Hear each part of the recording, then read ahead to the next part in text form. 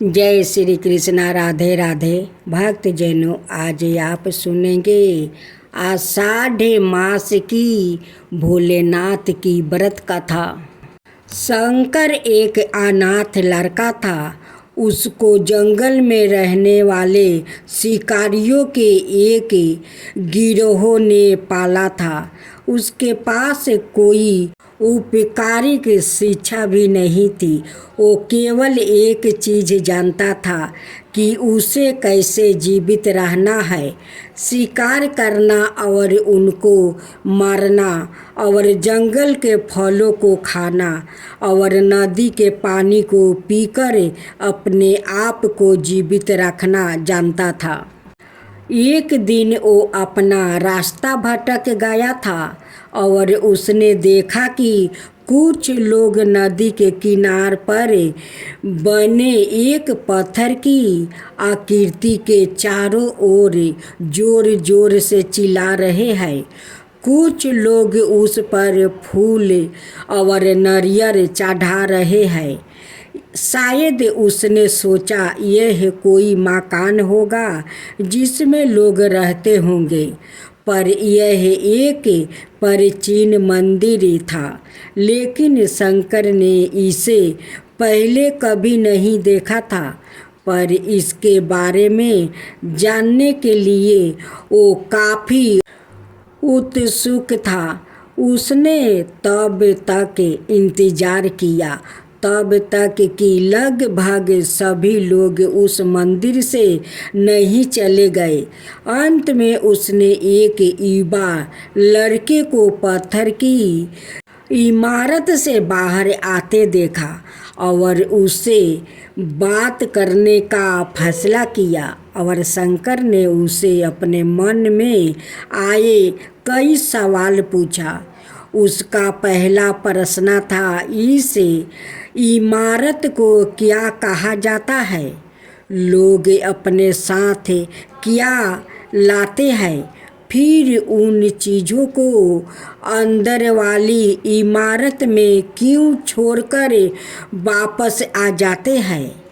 चीज़ों को अपने साथ लाना और उन्हें अंदर छोड़कर वापस चले जाना पर वो लड़का शंकर की अज्ञाता ओ मासूमियत पर बहुत ही हैरान था और उसके सवालों से चकित भी था। पर यह वो नहीं जानता था कि वो पास के जंगल में रहता है और शिकार करके ही अपना जीवन यापन करता है। लेकिन फिर भी उसने उसको सवाल के जवाब देने की पूरी कोशिश की। उसने शंकर को बताया, यह भगवान शिव का मंदिर है। लोग यहाँ उन्हें फल और फूल चढ़ाने आते हैं। वो शिव भगवान से जो चाहते हैं वो मांगते हैं और शिव उनकी सभी प्रार्थनाओं को सुनते हैं। यह सुनकर शंकर तुरंत मंदिर जाना चाहता था। लड़के के उस अंदर का रास्ता दिखाया और शिवलिंग के बारे में बताया। शंकर ने मासूमियत से लड़के से पूछा, यह शिवलिंग क्या चीज़ है और हमें क्या देता है? लड़के ने बताया, हम शिव से जो मांगते हैं वो हमें दे देते हैं। हम सब ऐसा मानते हैं। लड़के ने कहा, अब अंधेरा हो रहा है, अब मुझे घर जाना होगा। और वो शंकर को वही अकेला छोड़कर चला गया। शंकर ने झिझकते हुए मंदिर में फिर से प्रवेश किया। वो एक कोने में बैठ गया और सोचा, एक पत्थर किसी को वो चीज़ कैसे दे सकता है जो वो चाहता है। इसलिए उसने इसका परीक्षण करने का फैसला किया और उसने पत्थर की प्रतिमाओं से कहा, हे शिव, कृपया मुझे पर्याप्त शिकार करने दे ताकि मैं भूखा ना रहूं। मेरे पास आपको चढ़ाने के लिए कोई फल या फूल नहीं है, लेकिन यदि आप मुझे शिकार देते हैं तो मैं उसे आपके साथ साझा करूँगा। मैं वादा करता हूँ कि मैं आपको धोखा नहीं दूंगा, उसने घोषणा की। अगली सुबह शंकर शिकार करने गया। उसने पूरे दिन शिकार की तलाश की, लेकिन उसे कोई शिकार नहीं मिला। वो भूख से तिलमिला रहा था। वो काफ़ी निराश हो गया क्योंकि उसे कोई शिकार नहीं मिला था। दोपहर को हो चुका था। अब उसे लगने लगा कि मंदिर के लड़के ने उसे झूठ बोला था। फिर भी उसने शिकार जारी रखा। जैसे ही शाम हुई, उसने 2 खरगोश को अपने बिल में से आते देखा। शंकर ने उन खरगोश को मार डाला, क्योंकि उसने शिव भगवान से वादा किया था कि वो अपने शिकार को साझा करेगा। वो मरे हुए खरगोश में से एक के साथ मंदिर गया। देर हो चुकी थी और मंदिर सुनसान था। शंकर ने मंदिर में प्रवेश किया और जोर से कहा, कृपया आओ और अपना हिस्सा ले लो। प्रभु, आपके लिए मैं लाया हूँ। वो वहाँ बैठ गया और अंधेरा होने तक प्रतीक्षा करने लगा, लेकिन भगवान प्रकट नहीं हुए। शंकर को भूख और नींद आने लगी और उसने खरगोश को मंदिर में छोड़ने का फैसला किया। अगली सुबह जब लोग मंदिर पहुँचे तो उन्हें शिवलिंग के सामने मारा हुआ खरगोश मिला। भक्त बहुत परेशान थे। यह यहाँ कौन लाया है? उसने हमारे मंदिर को अपवित्र करने की हिम्मत कैसी की? उन्होंने खरगोश को बाहर फेंक दिया। अगले दिन शंकर अपनी भूख मिटाने के लिए जंगल में शिकार करने गया, लेकिन इस बार उसकी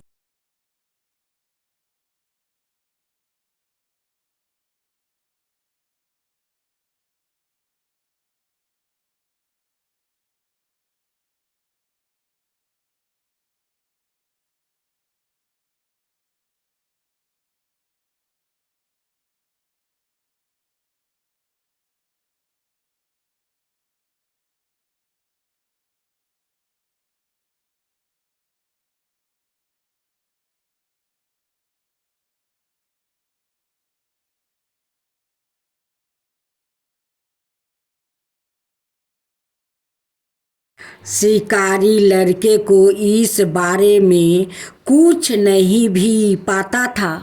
शंकर ने चारों ओर देखा और उस युवा लड़के को देखा जिसने उसको मंदिर के अंदर शिव से प्रार्थना करने के लिए कहा था, क्योंकि उसे इतने सारे लोग के आसपास रहने की आदत नहीं थी। उसने वहीं रुकने का फैसला किया और पास के एक बेल के पेड़ पर वो चढ़ गया। यह एक लंबा इंतजार था और समय बीतने के लिए उसने पेड़ से पत्ते तोड़कर जमीन पर फेंकना शुरू कर दिया। उसे अज्ञाता पेड़ के नीचे एक छोटा सा शिवलिंग था जिसकी पूजा लंबे समय से नहीं की गई थी। शंकर के द्वारे फेंके गए बेलपत्र के पत्तों उस शिवलिंग पर जा गिरा। शंकर भजनों से मंत्रमुग्ध हो गया और धीरे धीरे साथ वो गाना और पंचारी मंत्र का जप करना शुरू कर दिया। रात भोर में बदल गई और सभी भक्त मंदिर से चला गया। शंकर पेड़ से उतरा और मंदिर में प्रवेश किया। उसने देखा कि शिवलिंग की आँखों पर लाल निशान थे। वो कुमकुम के थे जो लोग ना लाए थे, लेकिन शंकर को यकीन था कि शिव को उनकी आँखों में परेशानी हो रही है। उसने शिव की खेदजनक स्थिति के रूप में जो कुछ भी महसूस किया उसके लिए उसे बहुत दुख हुआ। वो उनकी मदद करना चाहता था। उसने सोचा शिव यह अकेले रहते हैं और बीमार होने पर उनकी देखभाल करने वाला कोई नहीं है। जब तक भक्त उनसे मिलने नहीं आते उन्हें भोजन भी नहीं मिलता। शंकर ने एक रात पहले भक्तों को शिवलिंग पर जल चढ़ाते देखा था। प्रभु को ठंडा लग रही होगी, शायद वो काँप रहे हैं। उसने सोचा आखिरकार वो केवल पत्तियों से ही ढका हुआ था। तो उसने शिव से पूछा, मेरे स्वामी, मैं आपकी क्या मदद कर सकता हूँ? शायद कुछ खाना या दवा। मैं आपकी सेवा कैसे कर सकता हूँ? शिव ने उसे कोई उत्तर नहीं दिया। शंकर ने सोचा भगवान वास्तव में बहुत बीमार है, क्योंकि वो अब उत्तर देने में भी असमर्थ है। वो तुरंत जंगल में गया, कुछ औषधियों जड़ी बूटियों को लाया और लाल निशान पर उनका लेप लगाया, लेकिन कुछ नहीं हुआ। उसने कहा, लगता है कि वो अंधे हो गए हैं। मुझे प्रभु को अपनी एक आँख देनी चाहिए ताकि वो ठीक हो जाए। यह निश्चय रूप से उन्हें खुश कर देगा। उसका दिल पवित्र था और उसने वहाँ शिव के हाथ में रखे त्रिशूल को उठाया और त्रिशूल को अपनी दाहिनी आँख की ओर ले गया और अपनी आँखों को निकालने का प्रयत्न किया। शंकर अनबद्ध था। उसे मंत्रों या पूजा के उचित तरीकों का कोई ज्ञान नहीं था, लेकिन उसकी भक्ति की कोई सीमा नहीं थी। जैसे ही वो अपनी आंखें निकालने वाला था, शिव अपनी पत्नियों पार्वती के साथ प्रकट हुए। उन्होंने पार्वती से कहा, इस भक्त शंकर ने अनजाने में शिवरात्रि पर उपवास किया, बेल के पत्तों से मेरी पूजा की और साबित किया कि उनका दिल कोमल और पवित्र है। मैं अपने इस भक्त पर काफ़ी प्रसन्न हूँ। शिव भगवान ने शंकर से कहा, तुमने मुझे अपनी मासूमियत के कारण जीत लिया है। प्रभु ने मुस्कुराते हुए कहा, लोग मुझसे हर समय झूठे वादे करते रहते हैं और कुछ ना कुछ मुझसे मांगते रहते हैं, पर जैसे ही उन्हें मुझसे मांगी चीज़ मिल जाती है तो वो मुझे भूल जाते हैं। दूसरी ओर तुमने मेरे साथ एक सच्चे इंसान की तरह व्यवहार किया है और यह वास्तव में बहुत ही दुर्लभ है। अब से तुम मेरे इस संसार में सबसे बड़े भक्त बन जाओगे और तुम्हारा नाम मेरे साथ सदा जोड़ा रहेगा। तुम कई सदियों से माँ पार्वती अंतर्ध्यान हो गई। तभी से लोग शिव के साथ शंकर भी लगाने लगे। भोले के नाम शंकर भी पड़ गया। तब से लोग कहते हैं शंकर भगवान। सावन मास में शिव भक्ति के साथ ही भगवान शिव की कथा सुनने का भी महत्व है। शिव पुराण में भगवान शिव के कई प्रसंग हैं। उनके 19 अवतारों के बारे में बताया गया है। इसके साथ ही किस किस को भगवान ने क्या क्या वरदान दिया, ये भी कथा है।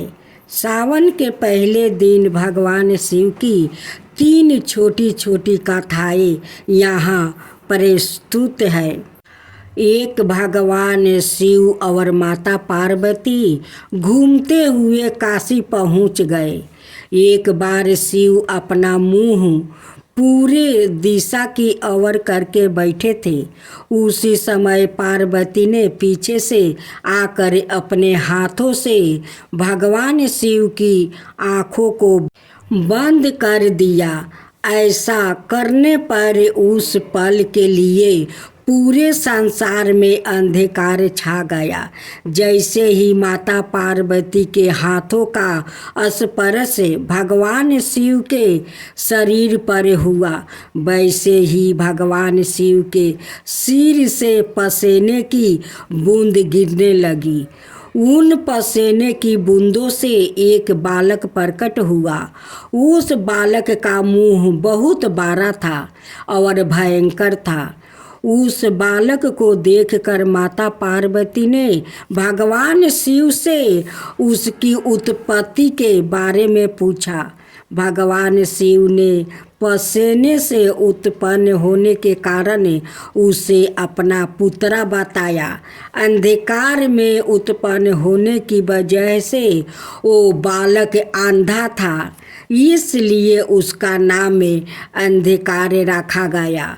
कुछ समय बाद दैत्य हिरण्यकश्यप के पुत्र प्राप्ति का वर मांगने पर भगवान शिव ने अंधक को उसे पुत्र रूप में प्रदान कर दिया। अब दूसरा अध्याय। शिव पुराण में दिए गए एक प्रसंग के अनुसार पार्वती भगवान शिव को पति रूप में वो पाना चाहती थी, जिसके लिए पार्वती कई वर्षों से कठोर तपस्या कर रही थी। माता पार्वती की तपस्या देखकर भगवान शिव उनकी भक्ति पर प्रसन्न थे, लेकिन भगवान शिव उनके प्रेम की प्रतीक्षा लेने चाहते थे। प्रतीक्षा लेने के लिए भगवान शिव एक ब्राह्मण का रूप धारण करके माता पार्वती के आश्रम में गया, जहाँ देवी पार्वती तपस्या कर रही थी। पार्वती को तपस्या करते देखे ब्राह्मण ने रूपी भगवान शिव ने माता से इतनी कठोर तपस्या करने का कारण पूछा। ब्राह्मण के ऐसा पूछने पर पार्वती ने उन्हें बताया कि वो भगवान शिव को अपने पति रूप में वो पाना चाहती है। उन्हीं को पाने के लिए वो तपस्या कर रही है। माता पार्वती के ऐसा कहने पर ब्राह्मण रूपी शिव माता पार्वती के सामने भगवान शिव की निंदा करने लगे। ब्राह्मण के मुंह से भगवान शिव की निंदा सुनने पर माता पार्वती ने ब्राह्मण की बातों का विरोध किया, भगवान शिव के गुणों का वर्णन किया। माता पार्वती के ऐसा करने पर भगवान शिव उन पर बहुत प्रसन्न हुआ और माता पार्वती को अपने शिव रूप के दर्शन दिया। साथ ही देवी पार्वती को ही अपनी पत्नी बनाने का वरदान भी दिया। अब तीसरा अध्याय। शिव पुराण की ही एक कथा और है। महाभारत के पांडवा कम्यक वन में अपना वनवास बिता रहे थे। वही उनकी मुलाकात महर्षि वेद व्यास से हुई। महर्षि वेद व्यास ने अर्जुन को भगवान शिव की तपस्या करके उनसे पाशुपतास्त्र और दिव्य अस्त्र लेने को कहा। महर्षि के आदेश पर अर्जुन घने जंगल में भगवान शिव की कड़ी तपस्या करने लगा। अर्जुन की तपस्या की परीक्षा लेने के लिए भगवान शिव ने एक भील का रूप धारण कर लिया। भील रूपी शिव ने अर्जुन के पराक्रम का बहुत अपमान किया। भील द्वारा अपने पराक्रम का अपमान किए जाने पर अर्जुन ने उसे युद्ध करने को कहा। अर्जुन ने ऐसा करने पर भील रूपी भगवान शिव और अर्जुन के बीच घोर युद्ध हुआ। युद्ध में भील ने अर्जुन को हरा दिया और उसका धनुष से गंगेढ़ीव भी छीन लिया। भील के बार से अर्जुन बेहोश होकर धरती पर गिर पड़ा। होश आने पर वो फिर से भगवान शिव की तपस्या करने लगा। अर्जुन की भक्ति और लगन से खुश होकर भगवान शिव ने उसे अपने शिव रूप के दर्शन दिया। साथ ही वरदान स्वरूप भगवान शिव ने अर्जुन को पाशुपतास्त्र और कई दिव्य अस्त्रों की शिक्षा भी दिया। जय शिवा ओमकारा प्रभु हरे शिवा ओमकारा ब्रह्मा विष्णु सदा शिव अर्धंगिनी धारा।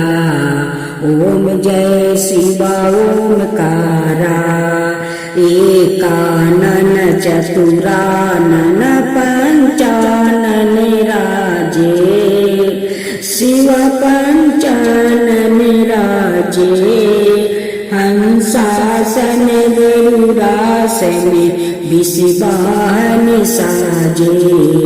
ओम जय शिवा ओमकारा दो भुज चार चतुर भुज दस भुज अति सोहे तीनों रूप निरखता त्रिभुवन जन मोहे। ओम जय शिवा ओमकारा अक्षर माला बने माला मंदी माला तारी चंदन मृग मद सोहे बोले सुभिकारी। ओम जय शिवा ओमकारा श्वेतांबर पीतांबर गंबर अंगे सनिकादिक बरे मादिकी भूतादिकी संगे। ओम जय शिवा ओमकारा करिके मध्यम कमंडल चक्र त्रिशूल धरता जग करता जग भरता जग पालन करता। ओम जय शिवा ओमकारा ब्रह्मा विष्णु सदा शिव जानते अविवेका प्राण बचर के मध्यम याहे तीनों एका। ओम जय शिवा ओमकारा तीर गुण शिवाजी के आरती जो कोई नर गावे शिवा जो कोई नर गावे। कहत शिवानंद स्वामी मन भजत शिवानंद स्वामी मन बाचित फल पावे। ओम जय शिवा ओमकारा जय शिवा ओम